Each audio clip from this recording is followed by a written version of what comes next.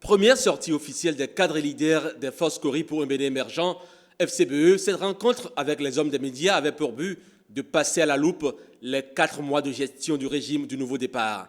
Pour Eugène Azatassou, coordonnateur national des FCBE, gouverner n'est pas aisé. C'est pour cela que nous avons voulu, poursuit le conférencier, laisser les nouveaux dirigeants prendre leur marque au lieu de les harceler dès le départ. Mais des faits persistants montrent que si on n'y prend pas garde, le Bénin pourrait être conduit à la détérioration du climat socio-économique. Après ces propos liminaires, les journalistes se sont succédés pour soulever un certain nombre de préoccupations.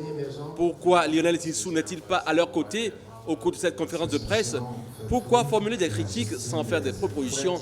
La question de la gestion des véhicules d'occasion et des infrastructures portuaires, celle de l'agriculture en général et surtout celle relative à la campagne cotonnière ont été aussi abordées. Ce n'est pas une assemblée de tous nos militants. Donc, il n'y a pas que Lionel Zinsou qui ne soit pas là. De l'opposition ou pas de l'opposition, nous sommes des citoyens béninois libres. Donc, à tout moment, nous pouvons être une structure de veille. Je constate que notre port n'est plus attrayant, n'est plus compétitif. Et lorsque nous interrogeons les statistiques, nous remarquons qu'il y a effectivement une baisse d'activité. Les Libanais, qui sont les plus nombreux, et j'enchaîne comme ça avec la question des véhicules d'occasion, qui sont les plus nombreux dans cette filière, vous allez constater que la plupart sont partis. Et en dehors des véhicules d'occasion, ils sont également dans d'autres produits au niveau du Tantokpa. Si nous sommes passés de 174 000 tonnes en 2012 à près de 400 000 tonnes en 2015, eh bien, il y a eu des choses qui ont été faites. Au nombre des choses qui ont été faites, c'est la subvention. Ça a donné ce qu'on appelle l'engouement.